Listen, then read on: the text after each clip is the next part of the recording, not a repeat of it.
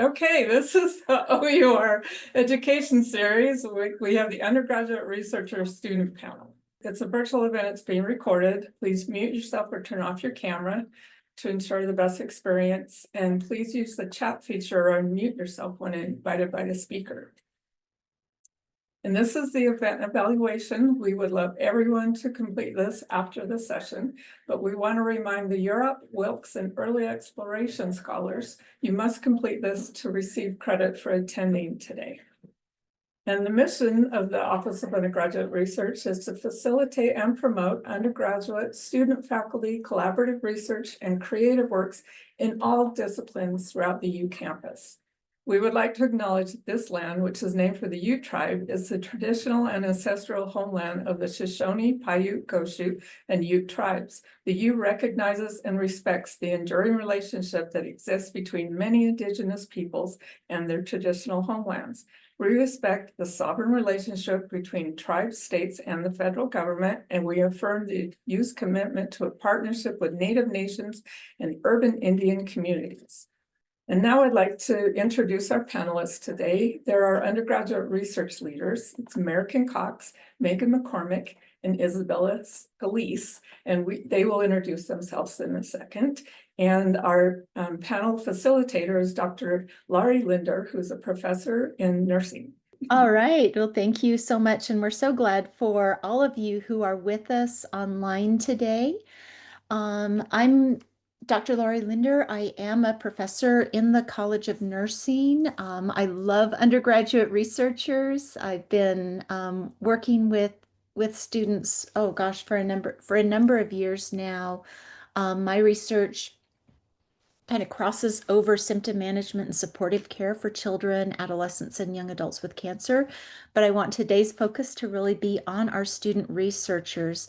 So I'm going to just let each of our panelists, I think we'll just go America, Isabella, and then Megan. So if each of you in turn would tell us a little about the research with which you're involved here at the University of Utah, and then how you found that opportunity. So we'll let America go first. Hi guys, I'm excited to be here today. So my name is America Cox. I am a biology and philosophy of science double major, and I am a super senior, so I am in fifth year. For my time at the University of Utah, I have been involved in the Dentinger lab, so I get to work on fungal ecology, which is super fun, and I love it. And I found that opportunity through the Access program. So that was a program that is for underrepresented students in STEM, and you kind of start right after high school. So I have been fortunate enough to have a lot of experiences and be involved in research just from the get-go. Hello, everybody. I'm Isabella Scalise. This is my senior year. I'm a biology major with minors in math, chemistry, pediatric clinical research. And like America, I got involved my freshman year through the Access program. I joined the Kinsey lab then up at the Huntsman Cancer Institute, and I'm still working there now. And in this lab, I study how we can overcome primary resistance mechanisms to targeted therapies for pancreatic cancer. Hey, my name is Megan. I am a junior this year, and unlike my fellow researchers, I did not get involved in research through the Access program. I started as an education major. I'm now a double major in educational psychology and ethnic studies with an emphasis in Latinx studies because I went into education and then I realized that I wanted to help research to fix the system first. And so to get involved in research, I went to the Office of Undergraduate Research database called Research Opportunities, and I emailed every single relevant opportunity. I then interviewed and found a lab that fit me. I work for the UT Tech Lab, and I've been working there for over a year now. We work on implementing technology into mental health services. So yeah. All right. Well, this time, why don't we kind of shuffle the sequence a little bit? We'll go Isabella, Megan, and America. And tell us a little about your favorite part of research, and did you have any kind of special aha moment, whether related to your research question itself or just the work of doing research in general? So we'll start with Isabella. For me, I think my favorite part is how much, besides learning how to do research, the logistics of it, you grow so much as a person by doing research. And I've really had to develop some resilience and bolster a growth mindset. And throughout the past few years, while I'm in the Kinsey lab, a lot of it for me has been troubleshooting, and research will really be troubleshooting. And a lot of the times, things will not work out the way that you expect them to. And you could put your blood, sweat, and tears into experiments, and they might not work out. But I think if you're asking good questions, you design to experiment thoughtfully, you're still learning something from it at the end of the day. And that's incredibly rewarding. And you learn to really appreciate the whole process. For me, when I was first starting off as a freshman, I was being delegated some pilots, looking at some different drugs, and they weren't necessarily going anywhere. There were a lot of dead ends. But I had one summer when one finally did stick. And so that aha moment was like, wow, like this drug, we're going to be able to do many more experiments going into it. And I've been working with the same drugs and proteins that was targeting. That was really rewarding. It's been really great to be able to work on a project for that amount of time as well. For me, because I do humanities research, my research involves a lot of working with students, especially at the U. One of the projects that I work on is called VEX, and we have undergraduate students in education try on our virtual reality classroom. And that process, doing my first interview with real students and seeing the scripts that I had written and all the things that we had coded be like actually what the person was experiencing and have them try that out was really interesting. It was so cool. Immediately after that, I forgot to record a part of their interview, and so we had to completely scrap that participant. But that's also been part of learning how to do interviews. And so I think for me, it's working with people and getting to learn their diverse perspectives and seeing what you work on become real. That's been really interesting for me. Yeah, to kind of add on to both of those points, for me, getting started in undergraduate research, I almost had this mindset of like, I'm an undergraduate student. The stuff that I'm doing has to be like a baby assignment, right? It can't contribute to something bigger because I'm just, a freshman. I'm an undergraduate. I don't have that much experience. But then over time, once I started getting some of the results, I realized, oh, like this is the research. This is the project that I'm really working on and collaborating. And throughout lab meetings where we check in and do updates over time, I started actually learning some of the jargon in the field. And I remember my first meeting, I kind of sat there and I was like, I have no idea what's going on. And now I can sit in and follow. So kind of my aha moment keeps going, kind of just like sticking with it and seeing everything come to fruition is just, I don't know, one of the most exciting parts about research and made me realize that it's worth it and this is what I want to do. Thank you. Those are great responses. And, I think, just reflecting on some of these comments here, even experiments that don't go perhaps as expected are meaningful as well. At that point, we're finding out, well, if this drug isn't going to be helpful, let's find that out and let's go to the next. So, and I think even a conversation I had with another student yesterday, thinking about, as she was discovering, well, there isn't a difference between groups. It's like, okay, well, what does that mean? That doesn't mean that something is wrong. It just, let's think about the implications of not seeing differences between these two groups. And, our question was around the experience of pain. But just as we think about additional aspects of doing research, research certainly brings up different feelings and emotions. So with this question, I think now we'll do our order as Megan, America, and Isabella. But certainly, like we said, research is going to bring up feelings and emotions. Was there a time for you, whether before doing research, so perhaps a time connecting with mentors, or while doing research, where maybe you just felt kind of anxious, scared, even intimidated? So tell us a little about that, and also tell a little about what it was that you did to overcome these feelings. Yeah, so last summer, I would say, was a really big, or I guess it was about a year ago.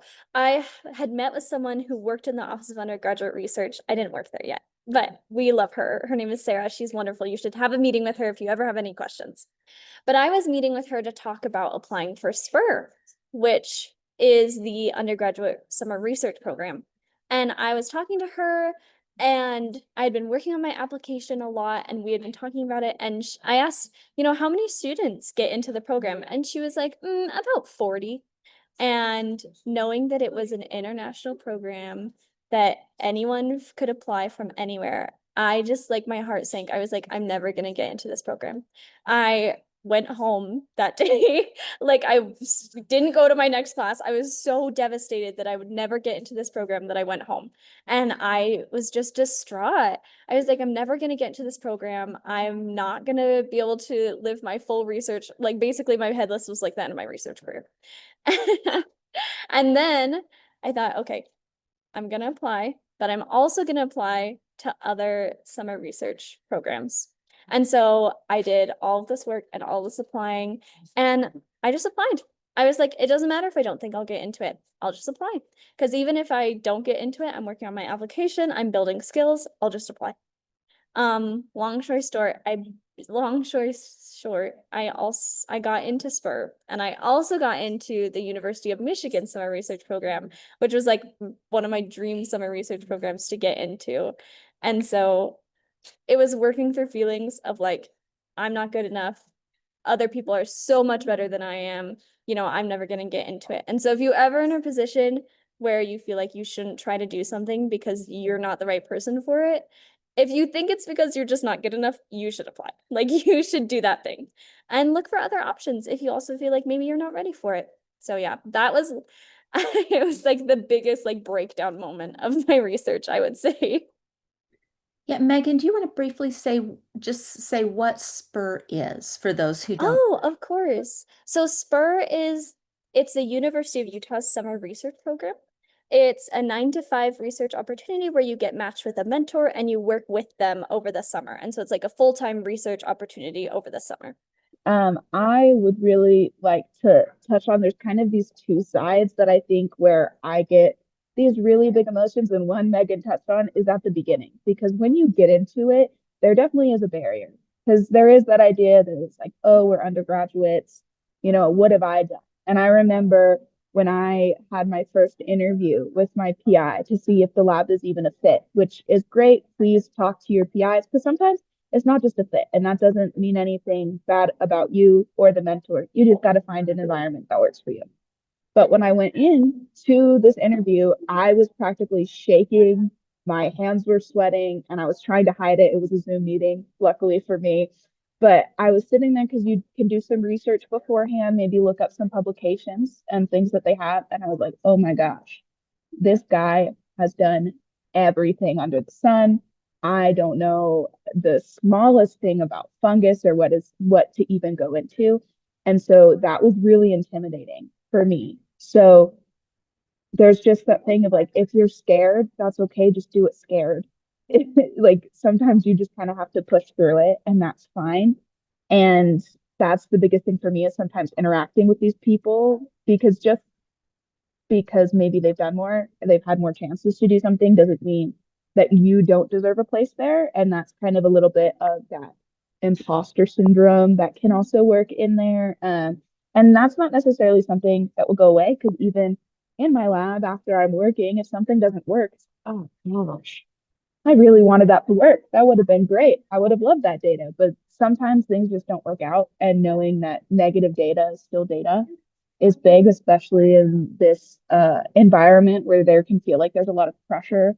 At least I can speak to that. I know in STEM, there's a lot of publish or perish. You've got to go. You have to get your results. And if not, you're falling behind. Take a deep breath. That can get a lot for me sometimes, I know. So there's constant emotions that can come up, but I promise you, you are not the only one that has felt this.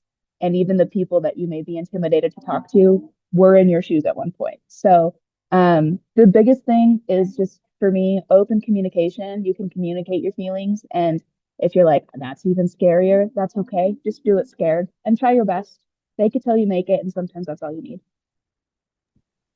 Yeah, thank you. And I'll just add, I think as a PI and someone who has worked with a number of undergraduates through the years, and I do from time to time have opportunities listed in that Office of Undergraduate Research Opportunity Database. I see Shelley posted the link here. I'm just always delighted that a student thinks that the work that I'm doing is interesting and something that they think they'd like to learn more about or contribute in some ways. So I'd say just kind of take a breath and get over it, because those of us who are listing opportunities enjoy working with students, and it's just a total thrill and delight when someone decides that our project is worth at least a peek. I'd like to echo what my peers have said. I also was very nervous, very intimidated when I first started. I was very worried about making mistakes, and that's just part of the process. So inevitably, I made mistakes, and as long as you learn from them, you can move forward. And I had really supportive mentors who I always felt comfortable asking questions. So don't be afraid to ask questions. You're there to learn. You're trying to absorb as much, and I definitely could be overwhelming at times. So just taking a deep breath, as America said, and then kind of just looking at the big picture of things and taking it one step at a time. It's a learning curve, but you will get there. Another time when I was very nervous was my first presentation at a joint lab meeting. And I was so nervous because would be presenting to postdocs, PhD students, doctors, professionals in their field.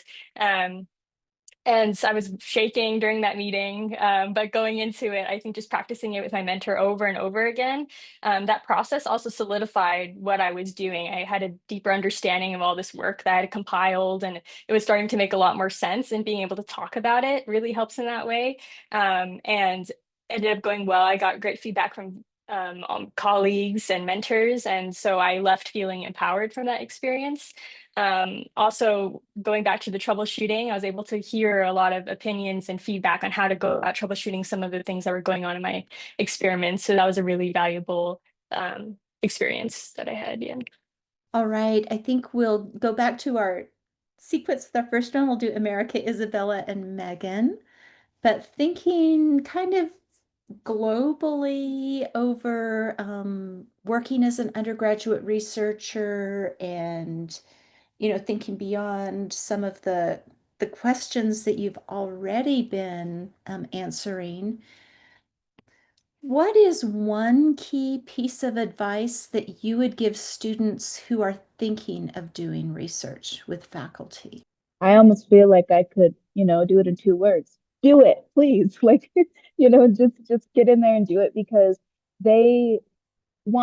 you're an undergraduate and they don't expect you to know everything. So they know that you're coming into this as an undergraduate, and please keep that in mind.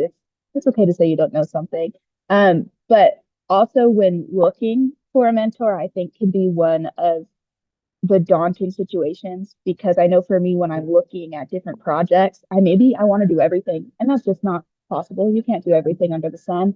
Or you just have to pick and choose. And you can go into something that maybe you don't know anything about that you think might be cool. When the opportunity to join my research lab was presented to me, they're like, oh, it's a mycology lab. And I went, what ology?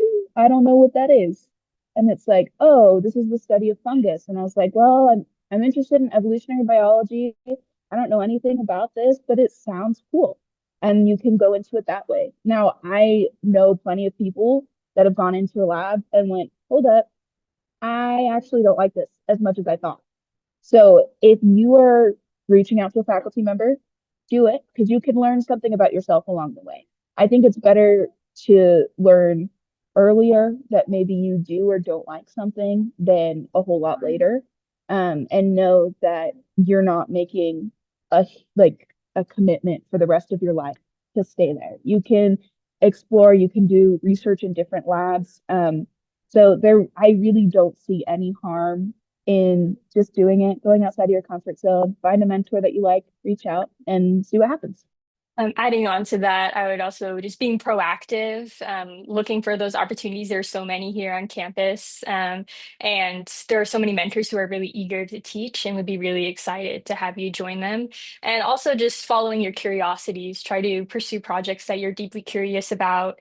As America mentioned, mentors know you're just starting, you're still taking classes, you're learning, and that's completely okay. And as you demonstrate that you're willing to learn, you're curious about the project, then I think you're on a path to success there.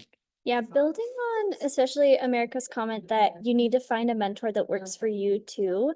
I think that's a huge part of the process. I liked what I did, where I reached out to pretty much every opportunity that sounded interesting to me.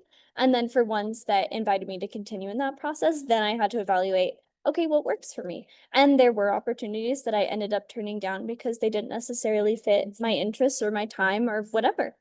But yeah, just find a lab especially that works for you. Like my lab is a virtual lab. And so we don't have like a physical meeting space. We don't do that. And sometimes it's hard because I don't get to work with my coworkers as much, but it also works because we get to do a lot of like independent work. We get to do a lot of correspondence over email and everything. And so that structure works for me, but make sure that you're going into a lab environment and you're working with a mentor who fits your needs too. If they are not focused on helping you learn and grow, then it's probably not a good fit for you. I'm going to tag on to Megan's comment there about mentor fit, and part of my role is also serving as an honors department liaison in the College of Nursing. So I do a fair bit of work pairing students who are wanting to complete an honors thesis with a thesis mentor. And I do very consistently provide that feedback to students that, I facilitate some of that matchmaking a bit. I want to learn what are some of that student's interests. So how can I find a content match?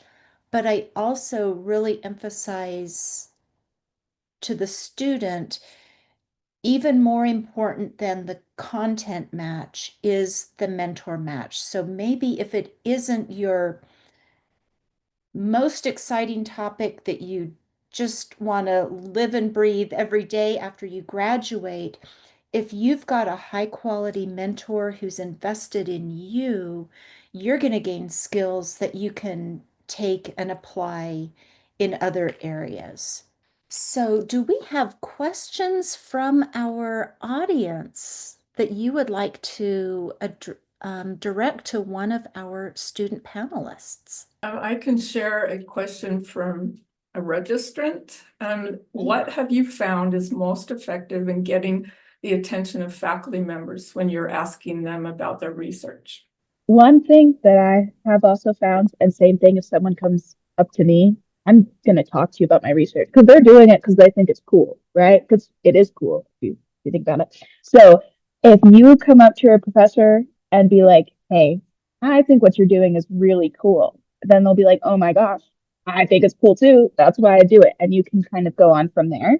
In the case that you shoot an email and you don't get a response, that doesn't mean they don't like you. That doesn't mean they're like, no way, I can't deal with an undergraduate. What it means is they're a professor and they do research and they're busy and they couldn't get back to your email. So it is okay to follow up with an email. Don't do it within like 30 minutes and be like, oh my gosh, they didn't respond. Give a couple days, maybe even a week. And if they haven't responded, follow up and say, hey, I'm still really interested. And that also communicates to the professors that you are interested and you really want to do it because it was something that was worth following up for you. So in my experience, reaching out to communicate with the professor, they want to talk about their research. The main block is people have lives and research when you reach out to them, and it can maybe be hard to have some time. So don't be afraid to follow up. Yeah, like Isabella said, being proactive is really important. If a professor sees that you're interested and you want to start helping, they are probably going to take you up on that or at least be interested in talking to you about it. So yeah, definitely don't just email once and be like, oh, they didn't respond to me. Especially if it's an opportunity that you really want to pursue, make it known that you really want to pursue that. Like you can see if they have an office hours that's open. You can see if they have a like a lab location on campus that you can visit. Just be proactive, but not creepy. Find that line. I'm going to say I appreciate those comments about not being afraid to follow up. As someone who is busy, and sometimes, your heart sinks, like when you get that second email, it's like, oh shoot, I forgot to respond. I saw that earlier and maybe I was out the door to doing something else. So if you don't get a response within a week to that initial email, please follow up. We don't intend to ignore you. It's not intentional. We want to hear from you, so please don't be afraid to send that follow-up note. Isabella, did you want to add anything to that question? I was going to bring up office hours, which Megan did, but I think if you have a professor, you look into their research and it's something that interests you, definitely take advantage of those hours and talk to them in person if you can. Well, I have another question from a registrant. How do you balance research with school and other commitments? I can start with this one. As someone who currently has 3 jobs in research right now, and school, it can be hard sometimes. But also, if you are doing research for someone, they should probably pay you for it. And so having research on campus is like having a job. And so I definitely look for paid opportunities because I'm an undergraduate, and if I'm spending my time on it and it's a really big time commitment, I do need to be paid for it most likely. And so I think it's just like having a job and work. Like you just kind of have to figure out what that balance is for you. But also as an undergraduate, your lab will probably be pretty flexible with what you're able to work, what your hours are, what your commitments are.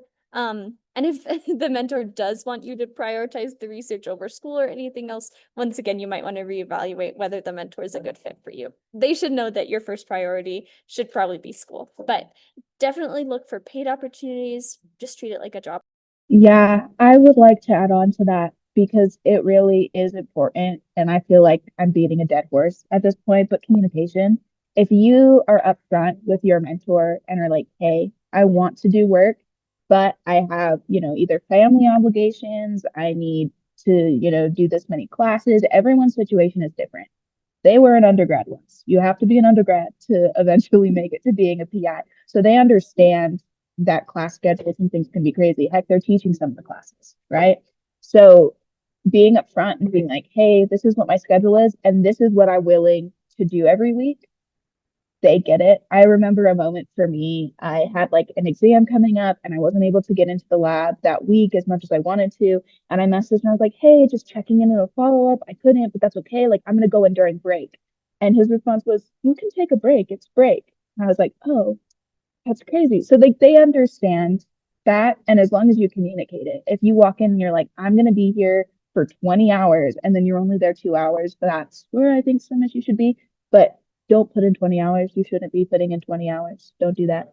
And as I'd like to echo a little bit of what Megan said, if you get in there and they're like, yeah, I expect you to be here 9 to 5, 24/7, maybe that's not the right environment for you. And see Dr. Linder shaking her head like, no, we should not. That's not a situation. So find an environment that works with you and that, if you need to check in more, there's some professors that do meetings every week. And maybe that's what works better for you to make you stay on task and keep communication clear. There's some that really don't meet with you and you're working mostly with a graduate student.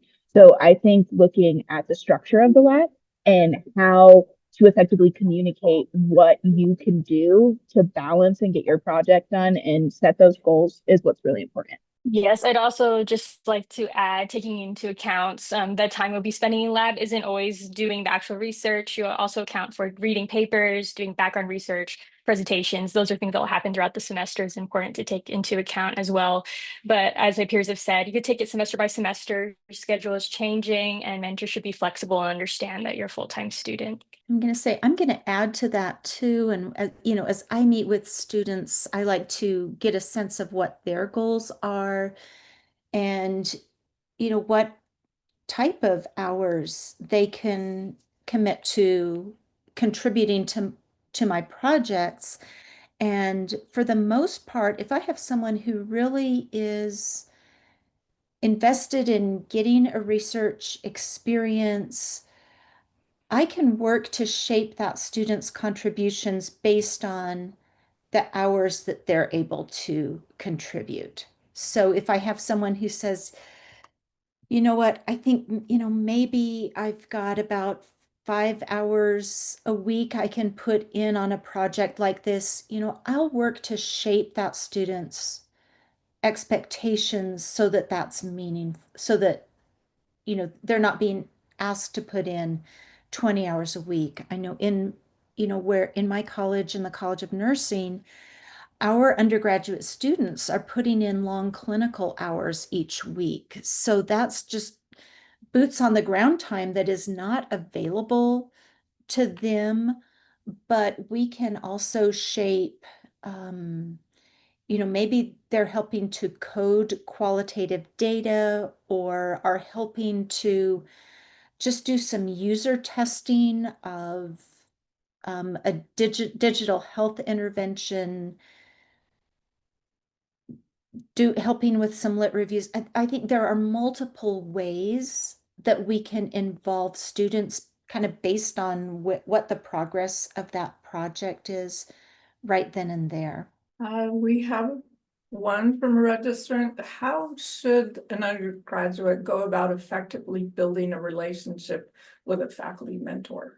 I can jump in on this one. I think it's a lot about what I said before, and looking at the communication structure for the lab and the lab environment, because it's very different. We have the privilege of being at an R1 institution, which means we have a lot of research opportunities. And with that comes a wide variety of different expectations and disciplines within a lab space. So when I first came in, I was working directly with the grad students. So I wasn't interacting with the faculty member as much. And for me, that was fine because I just wanted to get this thing done. And over time, I've had more opportunities to interact with the PI. But if you kind of get in, you talk and see if it's an environment for you, and they're like, yeah, I'm really not in the lab. And that's something that's a big deal breaker for you. Maybe look for one that's a little bit more hands-on. If you're like, I get nervous and I don't want to interact as much, I kind of just want to do my own thing and communicate otherwise and have that relationship where it's still effective for you, figure that out. But I think those are just important in the initial steps, seeing what's the expectations that they have set for communication that works for them. Does that work for you?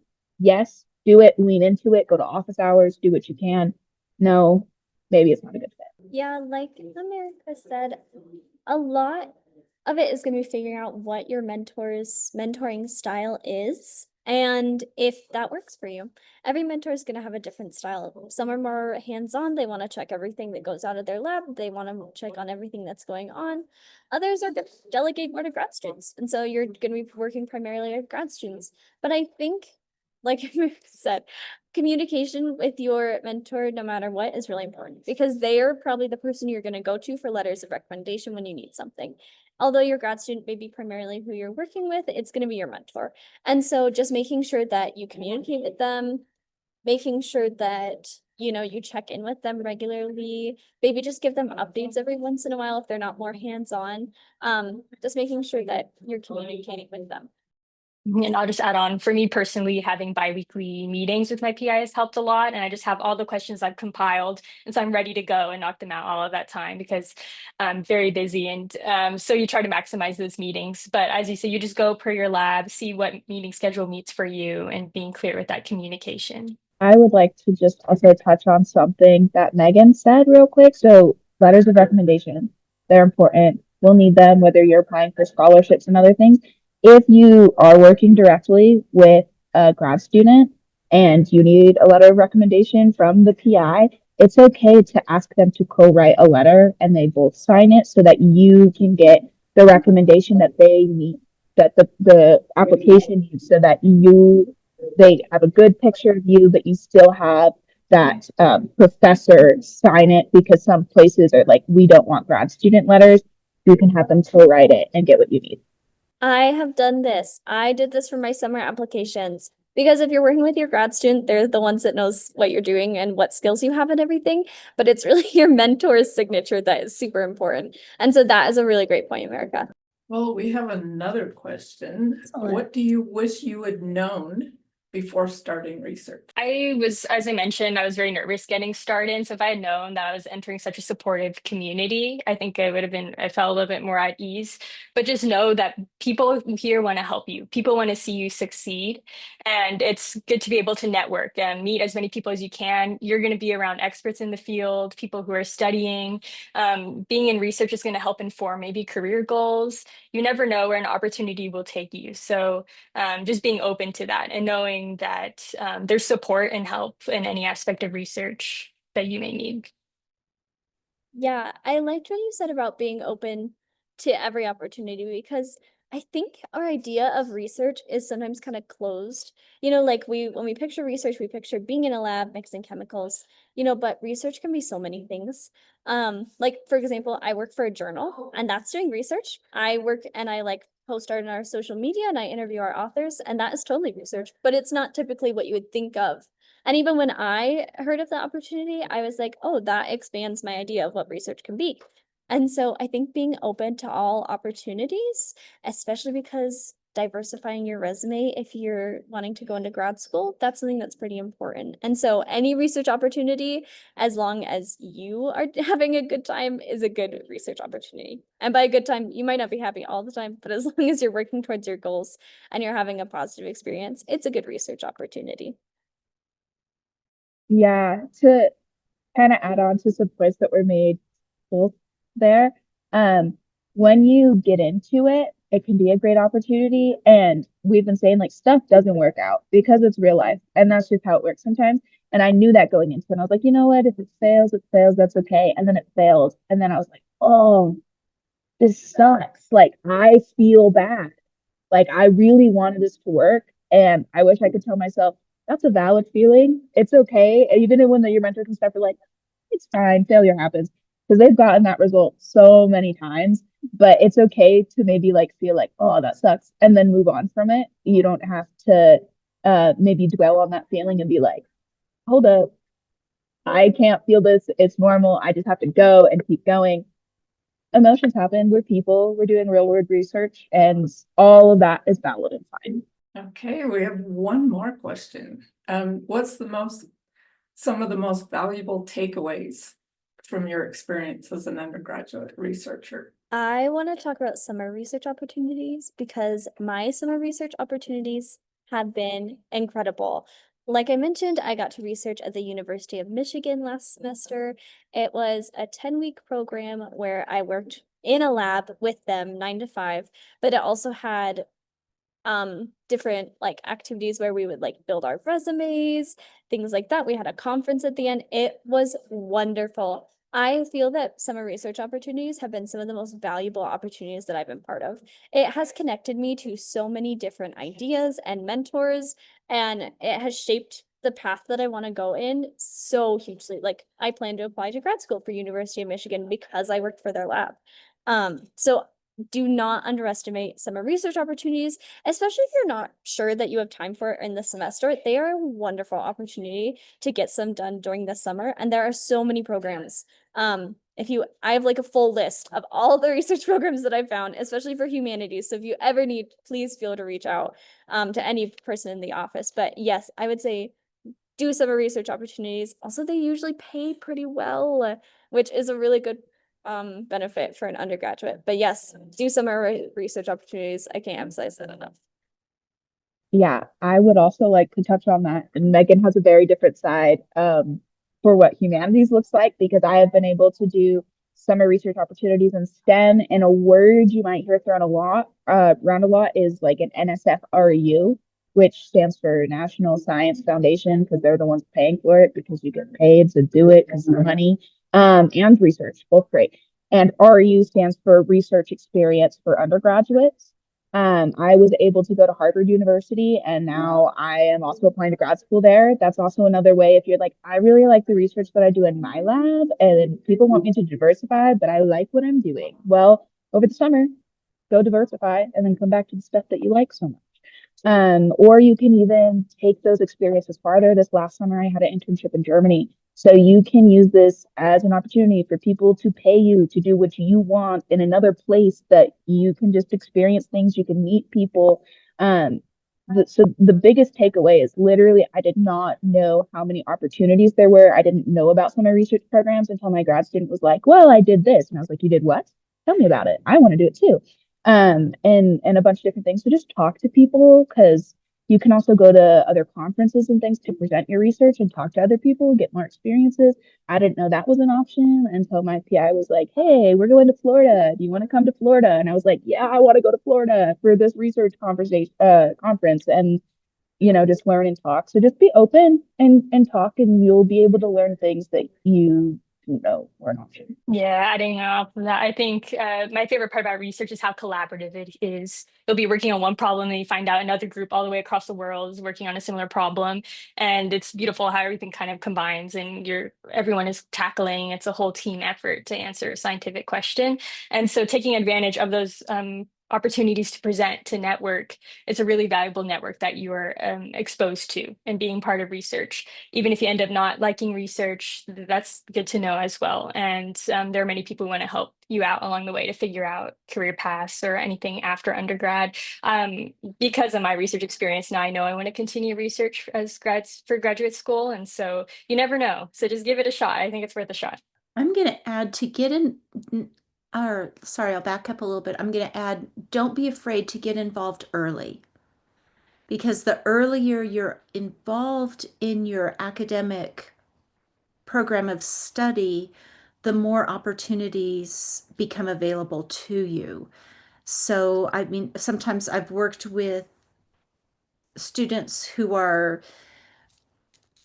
kind of at the 11th hour for getting an honors thesis completed. And man, I mean, put your head down, work, we can get you across the finish line. You can meet those requirements and get your honors degree.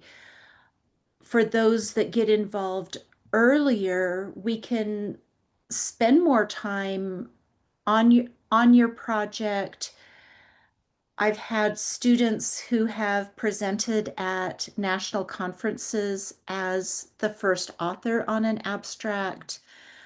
I've had students who've contributed kind of as co-authors on published articles, and one of my former students were, once the edits to the manuscript proof are incorporated, she'll have a first authored publication based on the research that she did with me.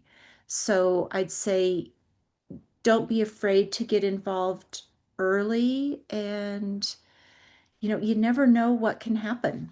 Dr. Linder, would you be willing to touch on, just because I knew this was something that I didn't know when I came into, what exactly it means to be first author on a paper and how cool and big that is? Right, right. Well, being the first author on the paper means that you're taking the lead on writing up those research findings. And this was actually her honors thesis, and that was something that she wanted to do actually when she started working with me on her thesis. In this case, what really was just the two of us. It was kind of a small contained project with what we call a secondary analysis of some data that I'd already collected, because she was starting her honors thesis a little later than I usually like to have students start their honors thesis. But she was determined to see it through to a real publication. And we got the honors thesis finished kind of at the last minute, and then to do the work to get it to a publication, we had to revisit some of the qualitative analyses, and so we were doing that after she'd graduated. But she was persistent and open to feedback, and I'm just so delighted that she'll be able to have that with, it'll be her name first and then my name as the mentor on the project. But I have other students who, were in situations where they were helping code data, and then they got to be involved in some the analyses and interpretation of what those results were. And then what if you're going to be named as a co-author on a paper, you have to review those manuscript drafts and provide some feedback as well. But it's really rewarding to have undergraduates' names included to recognize the contributions that they made. For our panelists, have any of you participated in the Undergraduate Research Opportunity Program or UROP? So Megan, so it looks like all of you have. I guess I'm just going to random. America, why don't you tell a little bit about what UROP is, and then I'll push getting those applications in. Yes, so UROP, or the Undergraduate Research Opportunity Program, is where our office is able to pay you to do your research. Sometimes funding isn't the best in a lab, and if you reach out to a professor and are like, hey, I really want to do your research, I need to get paid because I'm a college student and I need money. But I would love to fill out a UROP application so that you don't have to pay my money and I can work with you and I still get paid from these guys. And then with that, you also can see and you're more involved in the office for opportunities just like you're here now. So it's a great way to get involved and get paid. Great. Yes, and I would say, please, if you even think you might be interested in Europe, take a look at the Office of Undergraduate Research's website sooner rather than later, because these deadlines come up faster than you think. You can see that to do Europe for spring, you need your application in by the end of October. So that means you need to be getting on the Office of Undergraduate Research's website, take a look at some opportunities that might be out there, start having some conversations with potential mentors to be working on that application. Then if you are involved in research right now and working with a mentor, there is the opportunity to present at Research on Capitol Hill. And I've had quite a few students participate in Research on Capitol Hill through the years. You essentially are submitting an abstract of your work, about 300 or so words. I think, Shelley, you can correct me on what that actual word limit is, but the link is there. But when you write that abstract, you absolutely want to be working with your mentor on writing that. And there is an art and science to writing a good abstract, so consider that. The Research on Capitol Hill opportunity happens every year, so maybe you don't have something ready for this year. Be thinking about it for 2027. There are a limited number of slots. I think based on the nature of the event, because you are presenting in the Utah State Capitol building, they do give a slight preference to students who are residents in the state of Utah, because you have the opportunity to interact with your local policymakers. So that's a really nice opportunity. We do have our range, our undergraduate research journal. So there's an opportunity to present an abstract of your work in the range journal. And each semester we have an undergraduate research symposium. In the fall, it's a virtual event. In the spring and in the summer, it's a live event.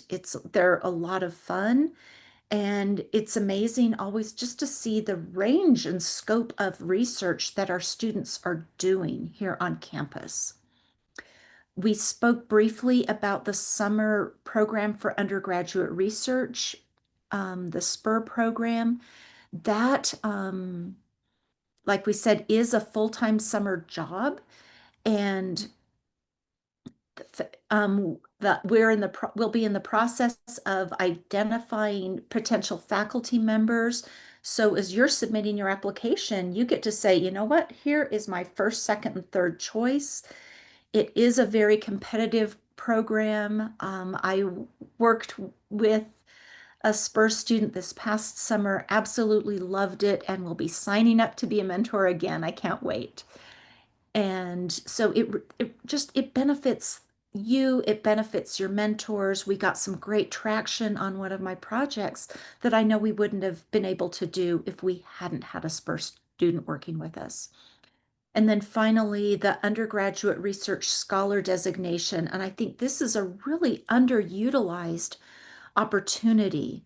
And I think if you remember earlier, I was saying I can craft an opportunity for a student regardless of how many hours a week that student is able to contribute. I think with the Europe program, we're really asking you to give around 10 hours or so a week. Sometimes I have students who say, you know what, I can't give 10 hours a week. I can give 2 to 5. That's really about all I have the bandwidth. I'll say, great, we can make that work. We can help you be involved in a project in a meaningful way and help you earn your undergraduate research scholar designation. That just means that you've been involved working with that faculty member over the course of 2 semesters. You do a poster of the work you've been doing at one of these undergraduate symposia. You write up an abstract of it and put it in the Range Journal, and you get an honor cord, so you get some swag for graduation, and you get a nice designation on your transcript. Okay, everyone. Well, thank you so much, panelists and Dr. Linder. This was very, very interesting and informative. I just want to remind everybody about the event evaluation. I'm putting it in the chat right now, the link.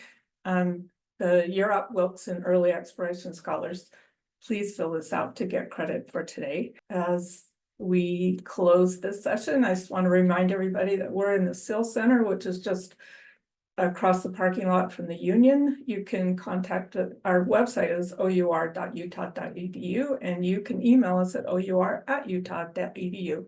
Thank you again, everyone.